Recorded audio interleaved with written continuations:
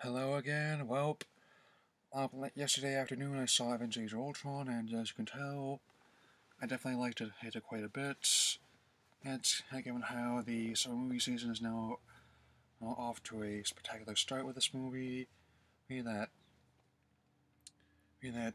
I can definitely submit that Joss Whedon has not only managed to deliver a satisfying sequel to the Avengers, but also managed to craft a great film with its merits and easily will stand on its own against the Avengers. News that we had the great opening fight sequence in Eastern Europe. Definitely understand how it shows how you understand technical aspects of film with this, as he as they are trying to retrieve these artifacts from the ash of Hydra, uh, and I definitely like how all these scenes actually filmed in one continuous shot, not like that, since and also very minimal use of shaky cam. Even though I don't have a big problem with that as others do. If that was my phone, I'm not gonna take a look at it right now. No, I'm definitely glad how Whedon's trying to minimize use of it. That the Avengers understandably overwhelmed, and Tony Stark attempts to jump to a giant peacekeeping program, which turns out to be Ultron, portrayed by James Spader. That he's been a very underrated actor for some time, and I gotta say his portrayal of Ultron is one of the most frightening things about the movie. That also I think he may even be more active than Loki was. That since Loki was indirect at best, but he's actively trying to Ultron's actually trying to drive a wedge between the Avengers, between Tony, Thor, Bruce, Captain America. On top of my get up here, that's like seeing them butt heads even more than they did in the first film. Him and Tony, that it's very excited for Civil War, her in 2016, and that. And be that as it may, that's also going to be Whedon's last film for Marvel, since he wants to move on to other things. That's handing the reins to Anthony Russo and director The Winter Soldier, my favorite and single hero phase 2 film. That, but I definitely think it'll be good hands, and also Whedon had a good one to go out on here, since ever since I saw the first Iron Man, the Marvel's movies definitely been the movies I wanted Transformers movies to be. That movies that, don't get me wrong, they're in general circumstances, but these movies actually have the human characters be worth as much as the machines that coexist with, rather than just being glorified extras when the effects and actions take over. For that, since you actually feel all these punches, not only from a thrilling standpoint, but also an emotional one. When, in my favorite part, the Hulkbuster versus the Incredible Hulk. I mean, since also when they're Hawkeye and Black Widow invading civilians in South Korea, as well as the final battle, you can actually feel what they're going through, as well as when everything starts to crumble around them. Also, definitely the ones that stood out at me the most among the new characters are Quicksilver and Scarlet Witch, played by Aaron Taylor Johnson, and then Elizabeth Olsen. And that's given how emotional their backstories were. I'm not going to be spoiling exactly what they were, but oh yes, they stood out to me quite a bit. And it's quite clear that we never got the human element behind his $250 million globetrotting adventure, and then this comic book ensemble movie that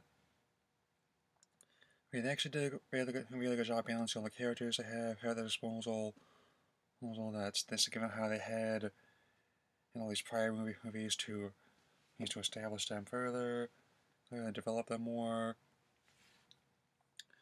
And definitely say that also the effects work is incredible, and as is the action, and that's it. And also, I can't believe that I'm definitely not the man I was all those years ago. That when Disney bought Marvel, I actually went through a such a grief.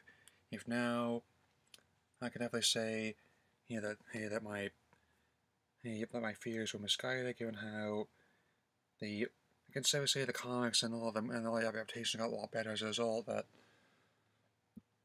given, and yes, also his use of the song of Pinocchio. It's one of my favorite ones, the classic as well. How their films that given how they made active use of that, didn't just have that bit in the trailer as well. Since make it one of the most generally frightening things about the movie that the and the 3D, since I saw it in 3D as well. That's definitely improved quite a lot on the first film. That since the film has double the effect shots of the first Avengers, that's I think a lot of those were filmed in 3D. And the other scenes, they did a really good job with the conversion as well. They got the full amount of time they did in, and which tends to be my criteria for going to a movie in 3D these days. That unless it's filmed in 3D or they do a good job in the conversion, I usually just see it in 2D. And I could definitely say that Ultron managed to improve on the first Avengers in the same manner as Dark Knight of Batman Begins, and that it managed to not only have us more of what we liked about the first film, but also improve on it and to become a great film on its own. And so, definitely recommend it, to go see it, and definitely wanting to see it again, and more than once, in fact, because frankly, all the competition this month kind of looks like crap. So, gonna render my verdict. Going to give this 3.5 stars to 4, and now I'm gonna have a cut here. Going to be doing another rendition of trailer time. Okay, first off, Selfless. I'm pronouncing it like that because of the slash in there. That's definitely not one that's gonna be all that great, since something is seriously wrong with your concept if you're having Ben Kingsley be transplanted in the younger body of Ryan Reynolds. Ryan Gosling might have worked, but I'm not the biggest fan of Ryan Reynolds, but I don't think he was cast all that well for a role like that. And also, on top of that, concept looks like it's been ripped off at least 3 other movies that he's getting vibes of Blade Runner, Total Recall, all Sixth Day. Jeez. But I think after Ultron, on the next one, I saw Jurassic World that I think looks the most promising. I'm saying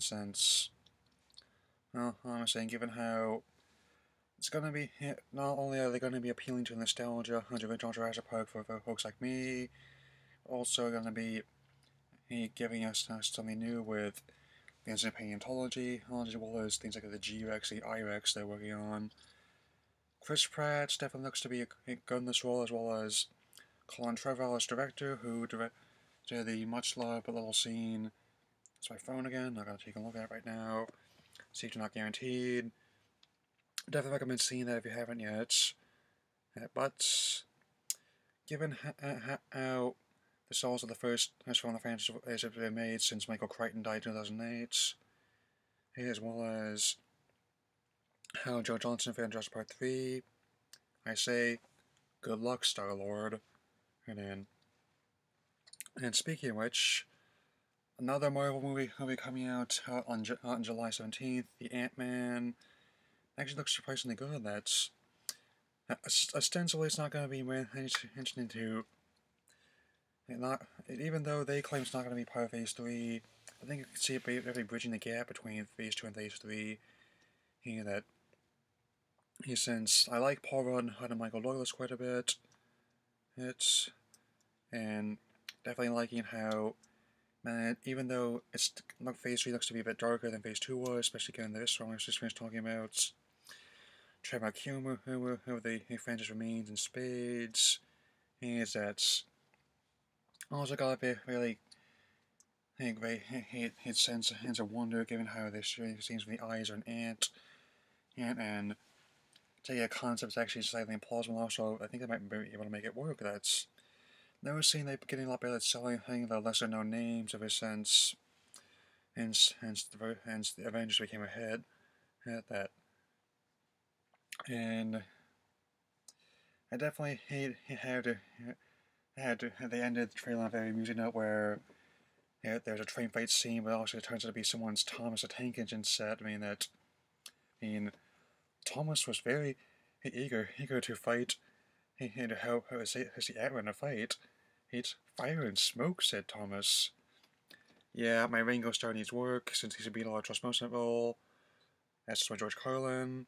Definitely my Alec Baldwin, and not even going to get into Michael Angelos right now. I mean, oh, and okay, so moving right along, I could definitely say, hey, that's San Andreas might be interesting since it's a disaster film, which has been done quite a bit, as well as Dwayne The Rock Johnson trying to save people. But I used to live near that area. That earthquakes happen from time to time there, so it might be interesting in that. But Pixels, that looks terrible. Oh, that sense. That. I mean, what? You send games a time capsule and aliens misinterpreted as Civil War. What? And guys, okay, guys, if you want a good Adam Sandler movie where video games play a part, I recommend the very underrated Rain Over Me, in which he and Don Cheadle's character bond over Shadow of the Colossus as he comes to terms with losing his family in 9/11. And then it's pity he's not really taking advantage of his hidden talents in that sense. I mean, how do you make a movie that features the creator of Pac-Man and that can make me not want to see it? It's just gonna be a wannabe Wreck-It Ralph. That my advice: go watch Wreck-It Ralph again, then buy a ticket to Ant-Man. That's what I plan on doing. And also going to be ending this on a high note with Star Wars Episode 7: The Force Awakens. That it's going to be the ideal pleasant for life day and still want to make good on my plans to start this by viewing the saga I haven't yet, as well as starting with A New Hope on the anniversary of which got released in theaters. Here's it. Since definitely trying to capture the original trilogy look and feel.